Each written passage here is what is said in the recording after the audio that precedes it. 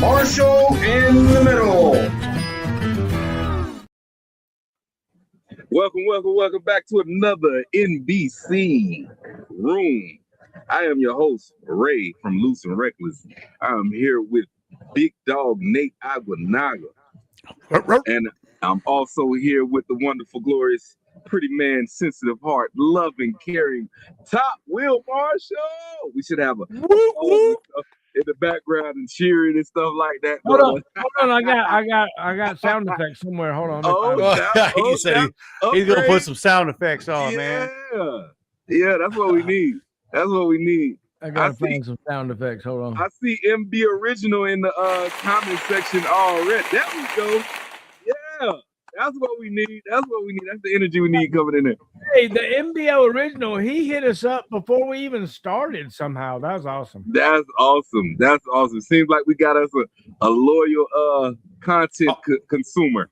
Audience, man. Audience. Yeah, we got a good audience, man. Yeah, man. Building people that actually care about what's going on and the things that's happening in their lives and, in the world, man. How's everything been going this week with you guys? Haven't talked to you guys since last week. Everything good in your world, Nate? Everything's good, man. A little hot, but we're taking it, man. It's summertime. It's end of July, man. We're all good. Right. Hey, let's be glad that we're in America and not Europe, because boy, in the UK they all complaining about how they're not allowed to have ACs. Like, God, no, they can't have that shit over there. Are you kidding me, man? Horrible, bro. Like, no, they can't have that shit.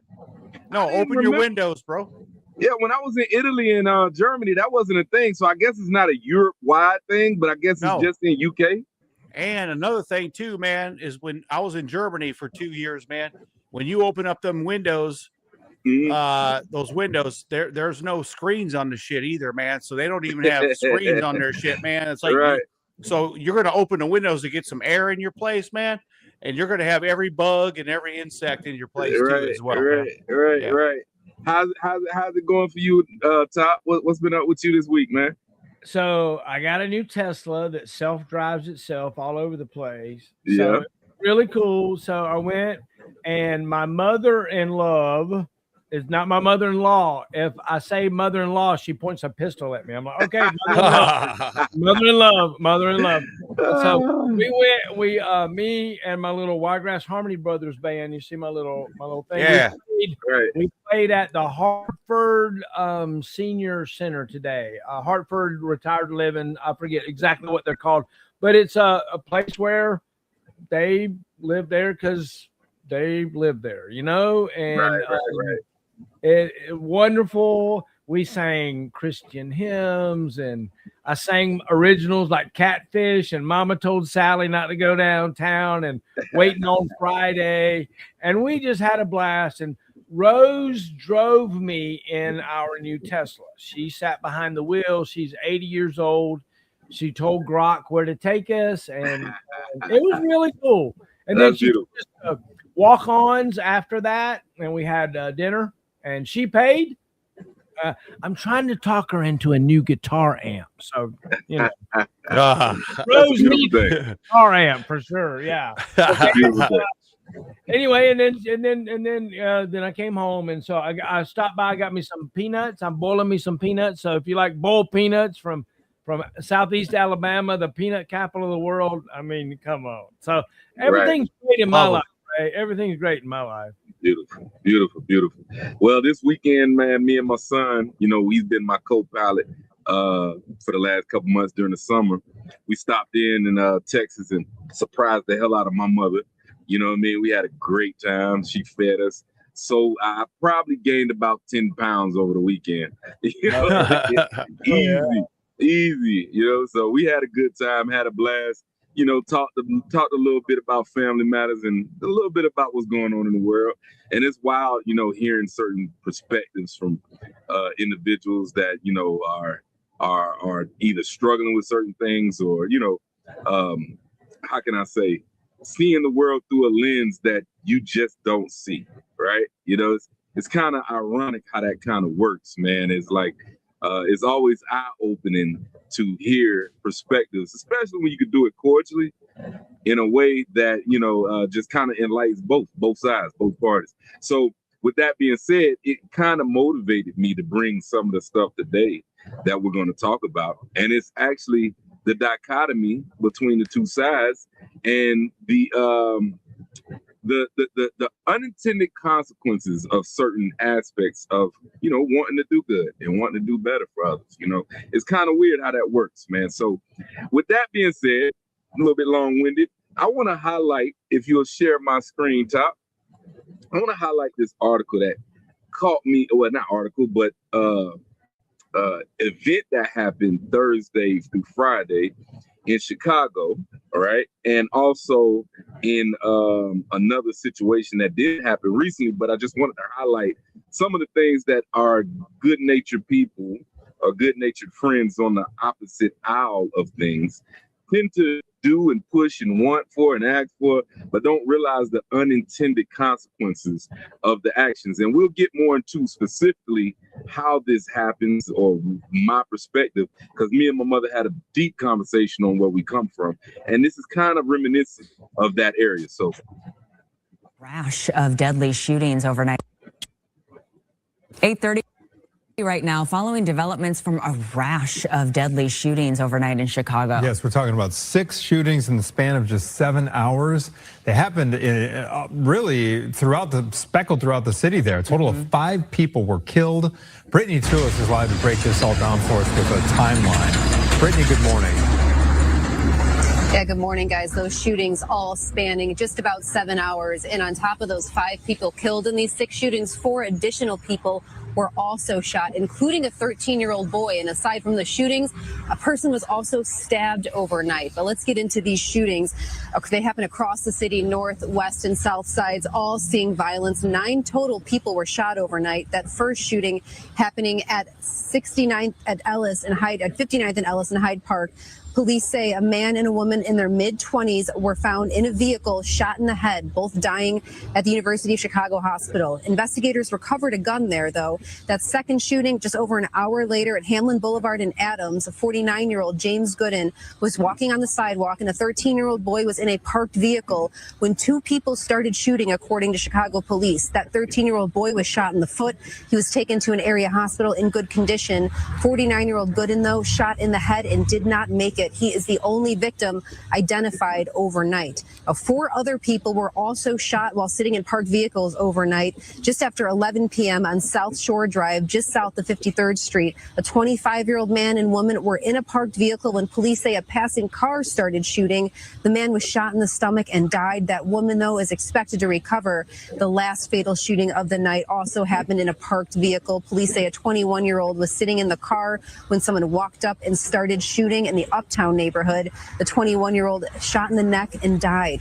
Now, Mayor Brandon Johnson was on our show yesterday, and guys, you pressed him on summer violence. Just take a listen to what he had to say.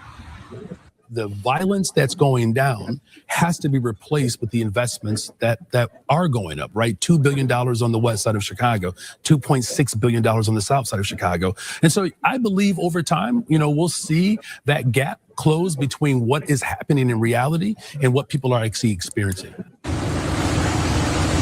And again, this all happened happened yesterday morning before all of these overnight shootings. And guys, we have reached back out to the mayor's office to see if he has any new comments, because like I said, 9 people shot overnight on a Thursday night even. So we did reach back out to see if he has any new comments. And that stabbing, though, happening in the Humboldt Park neighborhood, that victim did not cooperate with police. They are expected to recover. But the 4 people killed overnight, guys, we still don't have their names. We only have the name of the 49-year-old who was killed. We also don't have a lot of information about what led up to these shootings from police. It sounds like people were just sitting in parked vehicles when passing cars or people walking up started shooting. So there's a lot of information still missing from these cases. The police are investigating, though, and we're still digging as well. I'll send it back to you for now. Okay. All right, and also this situation here.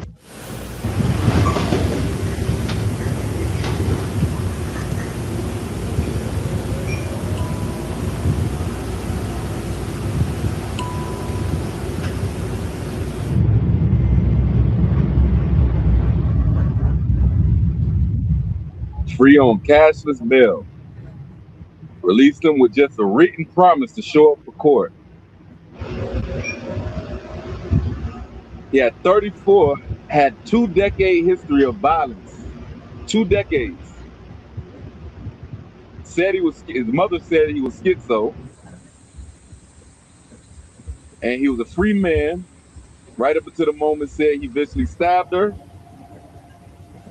Here he goes, man.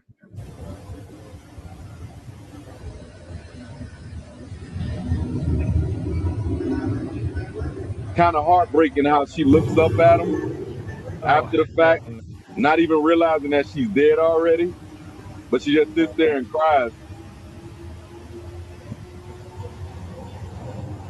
That's when she's bleeding out and shit, man. Yeah, she just sat there and bled out. She was just minding her business. She was coming home from work or something like that, man. Yeah. He just tried to walk off like nothing happened. It was reported that after this incident, he was talking to people, bragging, saying, "I got that white bitch. I got that white bitch. I killed that white bitch." Right? I think the heartbreaking part of this was it was senseless. It was, deranged. And a lot of this happens in a lot of these cities, especially places like where I'm born and raised, where I come from. And one of the number one things that I see that's happening in those areas is they're doubling down more and more on this shit. And they don't talk about it. But the minute a white person kills a black guy or something like that, it's all over the news. Look at the Nolans, the Nolan Wells incident. This is just deranged splitting of the hairs, one side versus the other, just a bunch of, division that really doesn't need to be. But, the inner city stuff that's going on because of the idea that, there are no bad guys and people just need second chances, or there are no people that are beyond redemption. For a guy to walk around with over 50 fucking felonies, and he's still walking the street and most of them violent, and he's 34. You got more felonies than your age. You know what I mean? Like, it's like, come on, man. What the fuck are we doing? At some point, do we actually start cracking down? The first mayor in Chicago that it was just showing, Trump reached out to him. And I don't know if you guys caught that in the clip I played. He was talking about reinvesting in the people. We're doing more money. We're throwing more. We put $200 million in it. That's not the problem. The problem is you don't want to be tough on crime. When Trump reached out to him, and just like he reached out to Memphis and the mayor of Washington, D.C., what happened in Memphis? Crime diminished damn near overnight. Same thing in D.C. Crime diminished overnight when the federal government stepped in. Top, do you see this as a problem? I mean, is this something that you can actually attribute to direct policy problems? Oh, for sure. Without a doubt. You hit the nail on the head. When somebody comes in and says the rule is this, and so therefore we're going to enforce the rule, then things get clean. Things are right. Things are good. There's rules for a reason. And I'm all for rules. I'm all for that. The issue, though, is what we're talking about is marginalized citizens. We're talking about people that have, whether it's by their own decision or however, they are outcast from the society that they were a part of, right? Maybe in our cases, a lot of times there are a lot of, we watched it, or at least I watched it in my time. Somebody would go hurt their knee. Maybe they were a volleyball player or a basketball player or a football player, hurt their knee. They get an oxycodone prescription. Next thing you know, they are hooked on hydrocodone and morphine. And at some point, they steal from enough people that they get ostracized from society. You're like, I can't help them no more. Like, I tried to help this person, but they stole $100 from me. They're not coming back in my house again. I got it. And so I understand all the different ramifications, but we honestly have a group of people in our society that if the government doesn't take care of them, nobody else is going to take care of them. And I'm kind of okay with that. And that leads us to where we're at today. Like you led with a story where this deranged person out of the blue starts driving around in his car at night and shooting people in the head. It wasn't one person. These are multiple different shots from different people at different time frames. So you're telling me this was some coordinated thing? No, Oh, not hell. coordinated. Random incidents from different individuals. So you got a lot. What's building up there is a cesspool of gangs and a cesspool of innocent bystanders getting caught in shootouts. Right. So like a couple weeks ago, there were 72 people that died in one weekend. Wow. Just from gang violence. Wow. Some people were, mass spraying block parties, but the problem is that this defund the police movement that same mayor is on, this cashless bail movement that same mayor is on, and also the not wanting to lay stiff penalties that these leftist judges in that area are letting people out is actually cascading to a pool of that, Yeah. So my wife is a lawyer, and so one of the things that she deals with is the same people.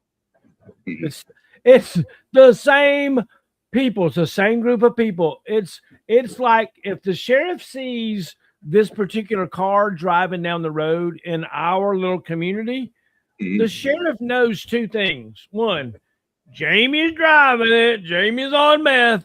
Okay. And no matter what, if he pulls him over, there's going to be something he can take him to jail for.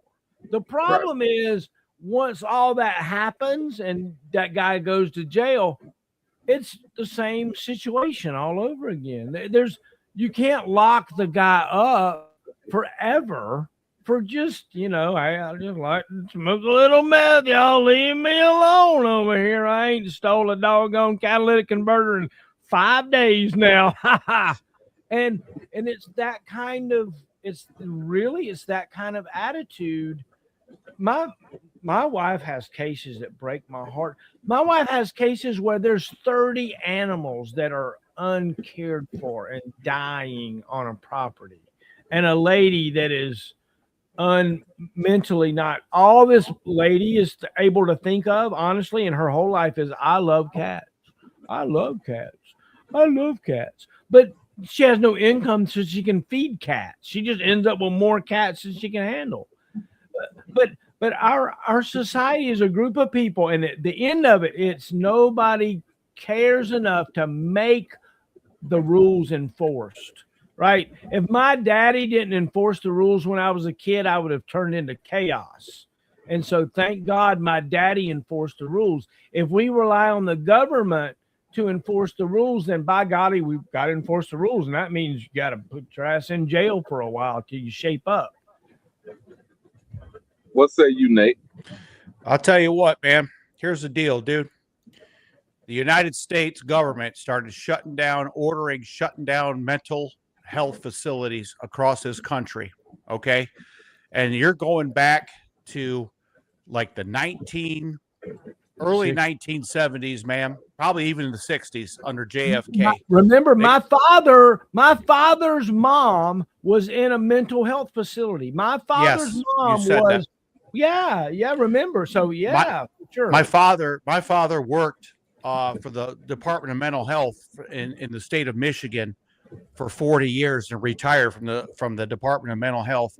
And we had, where I lived in the city that I grew up in, we had one of the largest mental health facilities in the state of Michigan. Okay. It was called Oakdale Center, man. And anybody watching this and that knows anything about the state of Michigan will know exactly what I'm talking about, man. And my father would come home from work and he would tell us all this stuff. But they were in a lockdown environment where they were controlled and they were monitored on a daily basis. And they weren't restricted. They weren't behind bars.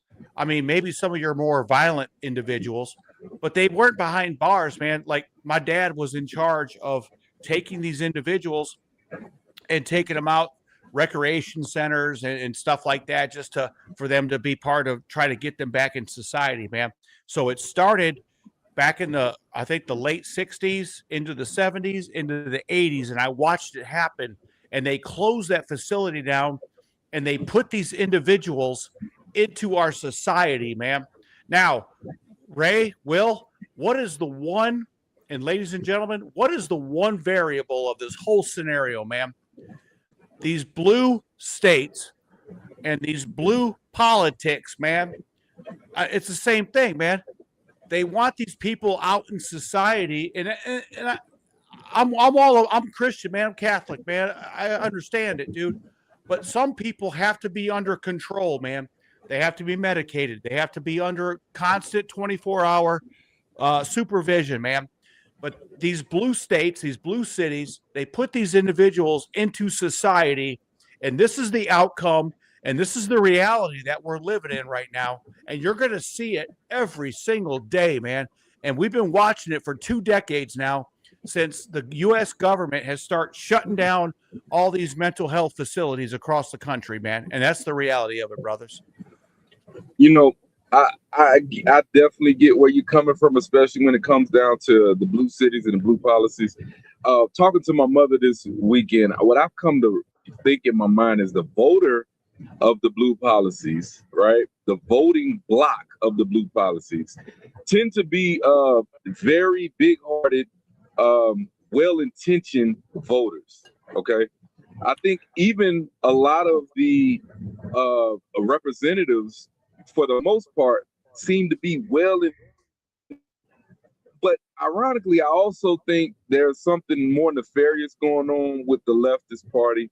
And it's, you know, there's something to be said that the roots of Democrat politics was rooted in, you know, a lot of bigotry and racism, you know, back from the Dixiecrat era.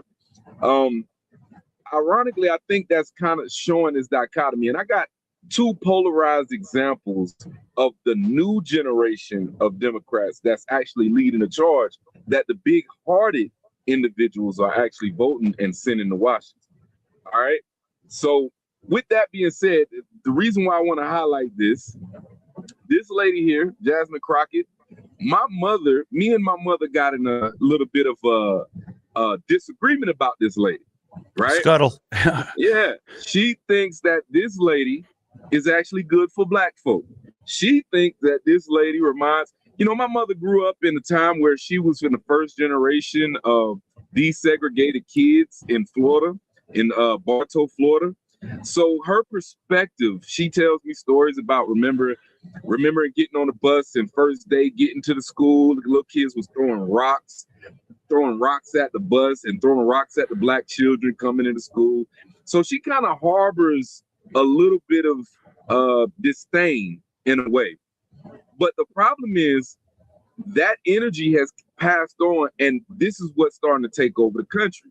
You have the good-hearted, good-natured individuals, then you have the malicious individuals. I want to play this right now, and I want everybody watching to understand that this is the woman, well, this is the party, well, this is the energy that the party is consuming and being taken over by, okay? This is just a part of it, okay? And I want you guys to diagnose this, and we're gonna have a chat about it after she finishes her spiel. This amendment specifically, as it goes back to what my colleague was just saying, it's about these Amazon warehouses. And I know that there's been a lot of talk about sanctuary cities and blue states and red states and things like that. But I want to tell you the story of a town by the name of Hutchins. In the town of Hutchins, there was a proposal for ICE to purchase a building. It was 1 million square feet. It was a warehouse. It had previously been utilized specifically by Amazon. And the Department of Homeland Security and ICE considered the site to convert it into a massive detention facility, which would have held roughly 9,500 to 10,000 individuals, far exceeding the small town's population of around 6,000 people. In the following weeks, the people rose up and the people decided that they were going to push and use every tool in their toolbox to make sure that this ICE facility did not go through. The town of Hutchins is actually in Texas. It actually sits in Texas 30. And I do want to applaud not only the people of the town of Hutchins, but also my elected officials on every single level that worked together to make sure that that was shut down. But let's talk about what this is really about. And I know y'all knew it was coming, especially once I showed up. It's racist. It's just racist, racist, racist, okay? Now, let me tell you why it is racist, all right? This ain't about whether or not you're concerned that the immigrant is coming in and the immigrant is gonna kill everybody. That is not what it is. It's not. It's the things like what your fearless leader said when he said they're poisoning the blood, okay? What this is about is racism. Because the last time I checked, supposedly this administration, not even just this administration, let me just be clear. Your president, he is the one that said white South African refugees needed their own program. And so therefore, he decided that he would raise the cap on how many refugees could come into the United States, but it was only raised for white South Africans. Get the fuck out of here. 17,500 slots plan to admit more white South Africans as refugees this year. So here is the point. Every time I see these images of these officers who obviously are completely incompetent, none of that money that has been given to ICE has been given so that they could be trained up and know how to do the daggone job. Seems like they are specifically targeting people because of how they look. In fact, earlier, one of my colleagues from across the aisle was talking about, let's not forget our history, as he quoted the history of how his family came in. And I guess he was trying to say they came in the right way. Let me be clear about something. The people that were here are the indigenous folk. And you know who ICE been rounding up? They've been rounding up indigenous people. The people that originally came, not the colonizers, but the original people. So what this is about is whiteness. Everything that this administration has pushed has been about white supremacy. Your fear. In fact, you say things like, oh, you just want them to come in so that they will vote for you, because we know that when you look at the numbers. Did she just tell on the Democrat Party? Yes, she damn sure did. Thank you. She know. damn sure did, man. If you know anything about history, man, if you know anything about history, it was the party that she stands behind right goddamn now that does this shit and did that shit in the past and the history, man. And it was Republicans that fucking pulled him out of it. And the president at the time got assassinated for fucking freeing black people, man. I'm sick of seeing this shit, man. I mean, not because of your showing it, Ray, but it's just, but it's, everybody needs to know where I stand on this shit, man. Yeah, but she just said that the Democrats are trying to get people in here to vote for them. Let me finish this little last segment. It's almost finished. Let me finish it up. I mean, I'm just being real with this, but white people, they're not the ones that carry the Democrats. They aren't. And so this is literally about, you say things, you tell on yourselves. You believe that somehow they will become citizens and they will start voting in the interest of equity. Those are the things you fight against when you say no diversity, equity, and inclusion. Buzzword. You want to sit up here and act like the crime is being perpetrated by people of color, but the statistics say otherwise. If you look at the real numbers, I know that y'all believe in propaganda and y'all don't want people to know the truth, and y'all definitely don't want them to know history, because then you got to, again, acknowledge colonizing. Here we go. Yes. When you look at the numbers, you want to tell me about one-offs. And listen, as a criminal defense attorney, I have represented people of all colors. Let me tell you, anybody can commit a crime on any given day. The idea that you put a wide sweeping brush on everybody that happens to have a little bit of melanin as a criminal, that is really the crime. When you are elected to represent somebody, you should be understanding that your job is to fight for everybody. And what makes this country great is our diversity. All right. I got a lot of reactions out of both you and Top on that one. I'm tired of that shit. You can turn that off, dude. I am blah, blah, blah. I don't even want to hear that no more. Top. So I asked you a question the other day. I asked you, how did you feel when your firstborn was born and you looked and that child opened his eyes and looked at you for the first time. Yeah. Could you elaborate a little bit? And there's a reason why I'm asking that. Could you elaborate on that moment or when you remember that moment? Yeah, it's a really blah blah blah. I was in Korea. My wife was pregnant with my child, and I had deployed to Korea as part of my military duty. I made it to the hospital about 2.5 hours late. So when I got there, the baby was born already.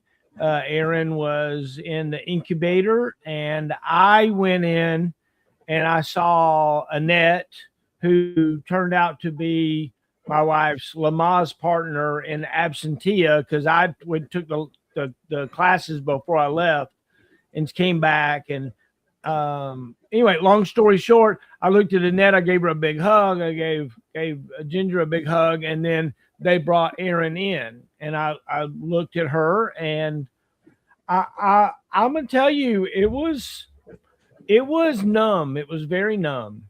It was very numb.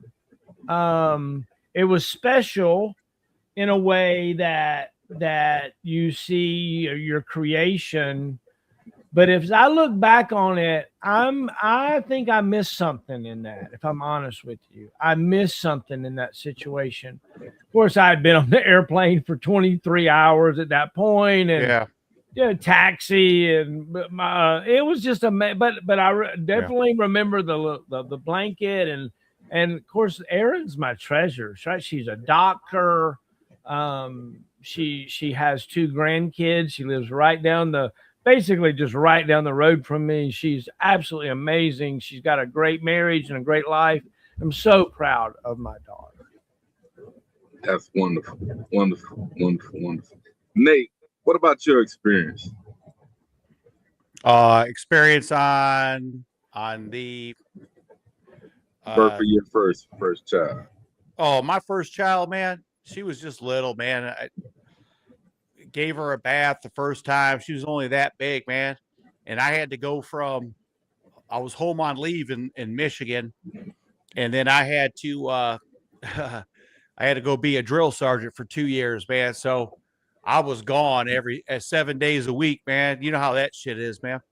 And so I was a drill sergeant for 2 years, man. And so I kind of missed my kids' childhoods, man. Both my daughter and my son. And I really feel bad about that. But I made up for it, man. I made up for it because I just got back last month from my son's wedding up in Michigan, man. And it was a good wedding. But it was a good time, man. But yeah, so my experience was my time in the military was like, that was kind of like the darkest moments of my military time, man. When my daughter, my son, they were babies, and I had to be a drill sergeant. I had to go to ANOC and Ranger School and all this shit, man. And I wasn't home. I was in the 82nd Airborne Division, okay? And I was not home, dude. And I was gone all the time. I was either at a school or I was deployed to a training event at JRTC or NTC, or I was deployed to combat, man. And that was my experience as a family man. And I feel bad about it. I really do. It's sad sometimes, but my ultimate kids understand. Sacrifice, man. It was ultimate sacrifices, man. We had to sacrifice that shit, man. Yes, sir. I asked that line of questioning, primarily because I think rooted into a lot of my advocacy comes from that moment I seen that spark in my older son's eye. I was fresh out of Iraq, coming back from deployment in Kirkuk. This event transpired. I was living with a lot of survivor's guilt. I think his birth actually made me, in the moment of living in the survivor's guilt from me losing my partner, made me aware at a visceral level how important and how special life could be and is. I grew up in a city called, it's Tampa, Florida, but our neighborhood, we called it Trigger City. And if you look at Florida, Tampa, it happens to be like where a trigger would be on a gun, ironically. And at that age, I was already well used to seeing drive-bys, robberies, shootouts at dice games. I've seen a lot, so my experience and my view of the world was very cynical until him. And then I found a new purpose. I had lost my religion in Iraq. I became an atheist at the time. I'm kind of past that. I'm an agnostic more so now. I'm more so, I believe there's evidence for a creator. I believe that there's a divine order. My son that's here on the road with me now, sitting up there listening, when he was born, I was actually in prison dealing with, institutionalization of a different kind, right? But the day he was born, I was actually going to prison. I was leaving county and going to prison. And it was one of the worst things that I've ever felt mentally about what I missed and why I was missing it. You know what I mean? But all of that being said, my kids have ended up being one of the biggest motivating factors of me looking forward, looking to the future, trying to understand what's coming and why, and what can I take from my experience, help them not make some of the same mistakes, also be a good, influence on the actual atmosphere that they're in. Well, the atmosphere isn't just my house, it's the neighborhood, it's the community, it's the politics that's governing the community, it's the politic of the country. All of it is tied and interconnected and interwoven. There's a lady that we just played that absolutely hates white people. This energy is growing in our politics and in our in our congressional power, in our Senate. They hate you guys because of y'all skin color. They hate y'all. Your children, your grandkids, if they take over, they will be disenfranchised in every way they can. And it's sad to see that there's a lot of, well-meaning liberals that are actually running to the altar for them to do so.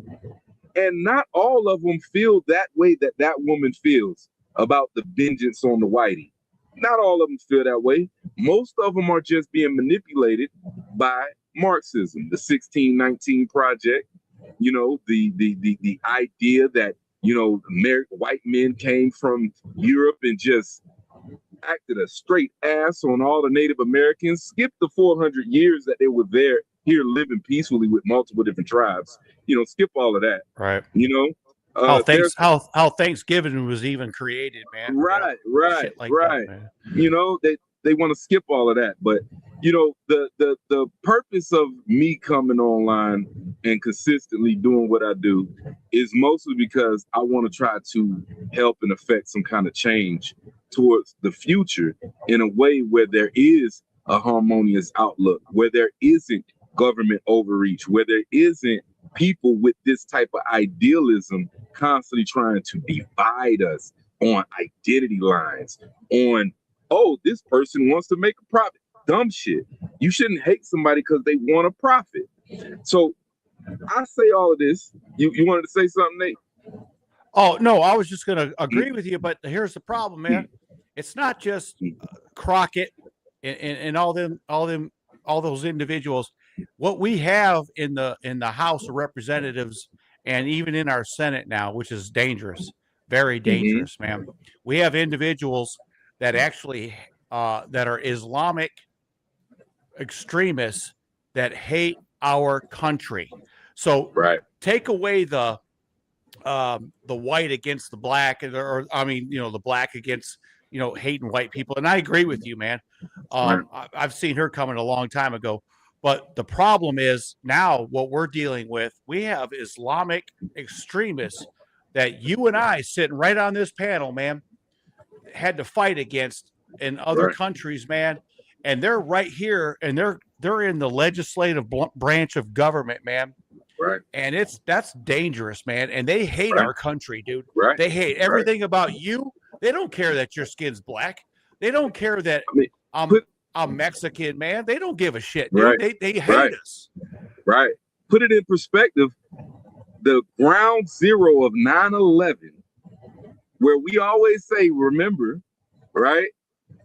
The ground zero, they just elected Mandami, a Muslim, who said that maybe we had it coming. Yeah. He just said it, man. Maybe we had 9/11 coming.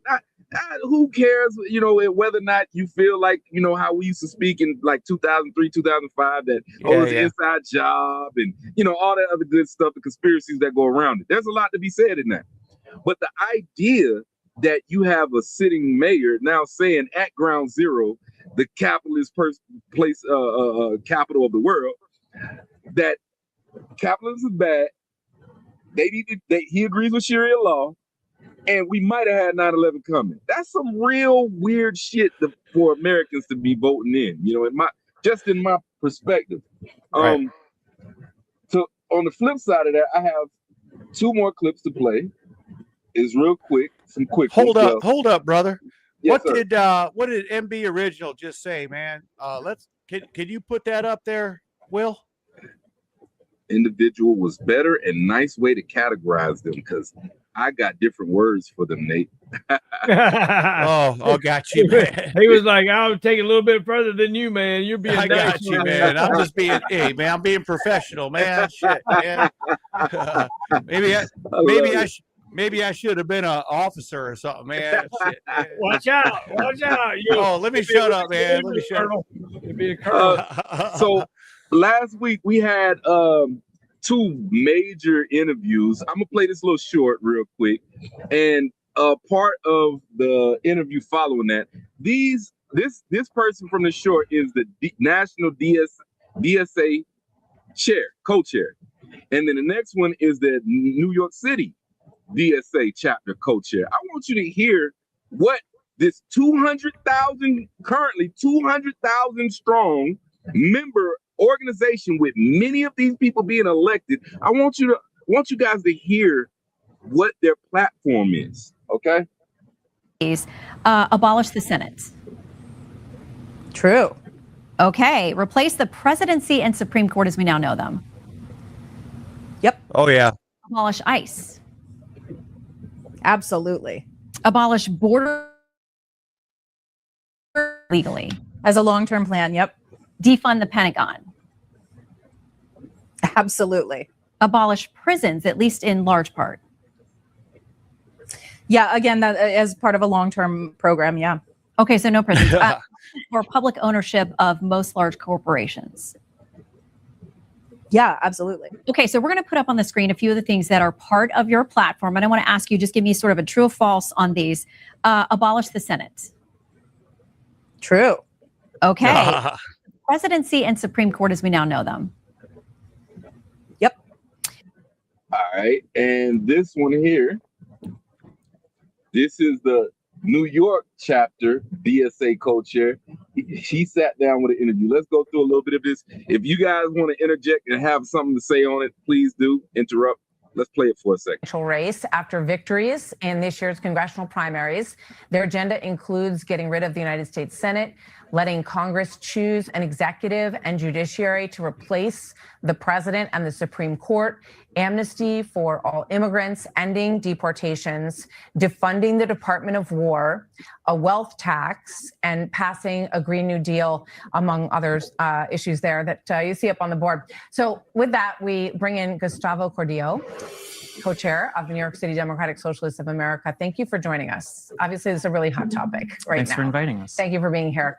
We were just talking in the break. We were saying hello to each other. Your family came here from Peru, really in the middle of the heat of the Shining Path. They were Maoist communist guerrillas in Peru. So why did your family come to America? The economic situation in South America and in Peru was in a really bad place. But I think that much of what we could say is responsible for that actually was the imposition of capitalism and imperialism in many cases, is actually what brings immigrants to the U.S. coming out of Latin America. And so they come here because they don't like the imposition of American imperialism in the country that they're in? Yes, in many countries. So they come here. In many countries, there have been undemocratic coups that have destabilized countries, and that's pushed people out. Oh, well, you would think they would want to go somewhere that wasn't imposing that on them if that were the case. But, it's interesting because the Shining Path, if you look at what they wanted to overthrow the democratic institutions in Peru. They wanted to abolish capitalism in Peru. And we see some of those same threads in the DSA in terms of what it stands for. And one of the things is very basic. We've just celebrated the 250th anniversary of the country. And one of the most basic things is Article 1. In our Constitution. Are you in favor of abolishing Article 1 of the Constitution? No, we support a democratic route to transformative change in the United States. We think that we need to put the working class before the billionaire class. So you don't want to abolish the Senate, the United States Senate, because that's what Article 1 is. The United States Senate is an undemocratic institution. It gives representation to people in smaller states than to the 30 million people in California. So you've got the House of Representatives, which is population driven, and then you've got the Senate. So every state, if you're a small state, you still get 2 senators, even though you only get maybe 1 congressman, in order to make all of the states have fair representation. So you say, I'm just confused. When you ask normal Americans if Congress and the Senate and our political system is working for them, most people are very unhappy with the political system, and they say it's not working for them. When we think about the 200th anniversary of the United States, and we think about our proudest moments in U.S. history, I think of times like when ordinary people rose up and they changed the Constitution to abolish slavery, to give women the right to vote. Everyone's proud of that. And that's a nationwide pride in the country. But back in those moments, those were considered radical movements because those people dared to say we need transformative change in the United States. Right. And well, I think we that struggle to become a more perfect union. But I just want to ask you again, do you want to abolish the United States Senate? Because you said you approve of Article 1, but then you said you didn't think the Senate works. We think that the Senate should be reformed, that we should have a more democratic government system. But that's a long-term change that we're seeking. And in the short term, we're focused on issues like affordability, like freezing the rent, which we've just done in New York, in creating a universal childcare system, which we're also taking steps toward doing, like fixing our energy grid. In 2023 here in New York, we passed the Build Public Renewables Act, which would create publicly owned renewable energy to have a more reliable, cheaper, cleaner energy grid. These are our immediate term demands, where we do have a long-term horizon where we do want to democratize our government. In the short term, we're focused on affordability, on the working class economic agenda. The question is, how does the government What's up? What's up, Top? Yeah. So look. So this is simply another group or the world that has to rely on the government for the basics of life. We've talked about this several times, where in the 50s and the 60s, the government took away the church and the church's need to help the people, and the government took it over. And I've described it, and I've talked about it. And now what we're watching is the people say, look, if I'm an American, then by golly, America needs to take care of me. I got growed up here. My parents are drug addicts, and I'm living in the streets, and I can't get a job anywhere because there's nothing to be done. I can't even figure out how to run a damn dump truck, and I need somebody to help me. And the government prints the money at will. It bombs whoever. You keep saying that, Top. That is a very, very, very naive and ignorant statement. Whenever you say that, listen, hold on, let me finish. That the government prints money at will, that has consequences and repercussions every country has to deal with. Oh, I There's agree. a reason why our inflation was 8% under Joe Biden. Because the government prints we money was at will. money. Right. Yeah. Now, once you get to a point where your inflation is at 20, 30%, you have runaway inflation. Guess what happens then? Nobody gets shit then. The whole country's fucked then. I totally agree. So The issue though is that at the top of the top, our government in China is no different. Okay, China has very different. Actually, I totally disagree with you at this point. Okay, at the top of the top, our little group of people that make our bombs. That's the only thing that we really care about. We care about space and bombs, nothing else. Come on, man. I think that's a very cynical view of what's going on, man. It's more shit going on than just space and bombs. You got pharmaceuticals, you got agriculture, you got a bunch of stuff that's going on. We're the logistics. We're the number one maker. We're the number one makers of AI chips around the world right now. China needs our chips. No, we're not. Yes, we are. Not semiconductors. We don't make the chip itself.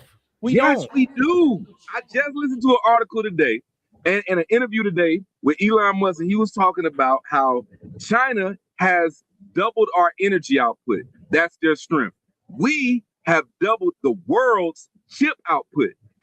Taking a semiconductor, putting them together, and manufacturing and shipping around the world. Chips for AI.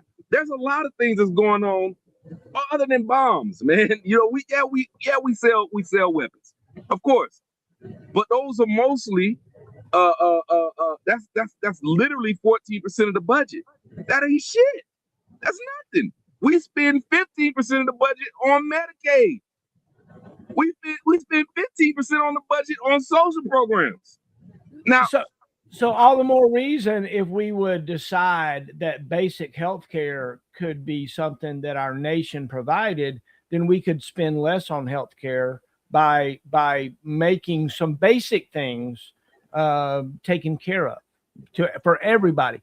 What I see is that they take my mama pays so much damn money for health care. It is absolutely nuts. Yeah.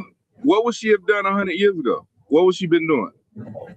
First off, she'd probably been dead. Okay. And that's an interesting thing. And the reason, in a way, that the medical system keeps her alive is to make more money. It's really wild at every turn. It's all capitalist. It's all profit. And you can either get on it with both feet and ride that damn train, or you can decide that capitalism is really only so good for so far before you realize that it absolutely alienates everybody that you really love. All right, so look at it this way. Let me give you my perspective on exactly what you just said, right? I come from the reality where I got out of prison, homeless, no benefits. I had no paycheck, nothing. I had to build everything that I got from the ground up from nothing since 2016. Here I am closing on my second property with acres, the boot, and an income that is astronomical, running circles around most people I know. Okay. This idea that there's some kind of limited pool of money is the view that seems to permeate from the thinking that you have, where there's some limited amount of wealth being created, and the people that are taken from it using capitalism is also alienate those who aren't participating in that. Okay. That is a faulty view of what capitalism is doing. Capitalism actually is a tide. So the more that people compete, the more wealth actually is distributed around. The reason why your mother can pay for astronomical prices is because of the fact that she can earn astronomical prices. She can earn and pay and afford the astronomical prices compared to go to Zambia. They can't do it in Zambia. They can't do it. They can't do the same thing in Nigeria. They can't do the same thing in UK. We wouldn't hear about the people in Zambia. They don't. Yeah, I get it. I look at them all though. I think the hello, you still there? Oh, everybody yeah. there? You just froze up a little bit, but I can still hear you. The idea that you got to realize we earn per capita 9 times more than the closest country to us.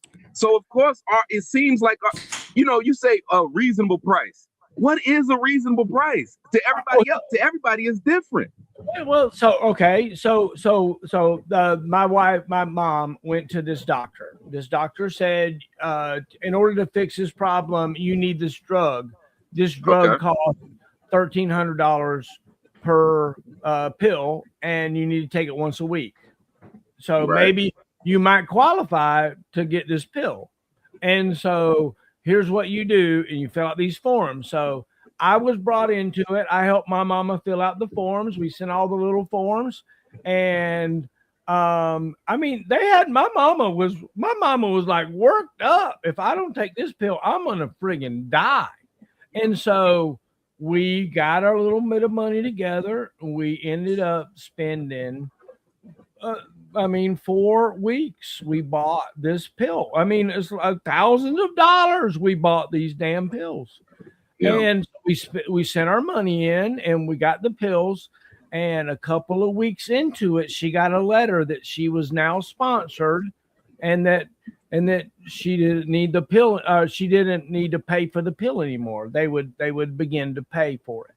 Well, so then she got she got six or seven more pills or whatever. Well, then after that was over, then she went back to the damn doctor, and the doctor said, well, actually, that pill's not working for you anymore. You need this other pill. And so she went off the pill that we paid thousands for, and she doesn't even take it anymore. And turns out that it's coming up to be some kind of a class action lawsuit against the drug company for that particular pill. And it's just nuts that they do that. And it's not about taking care of the customer. Sound went out, man. Ray went away. Can you not hear me?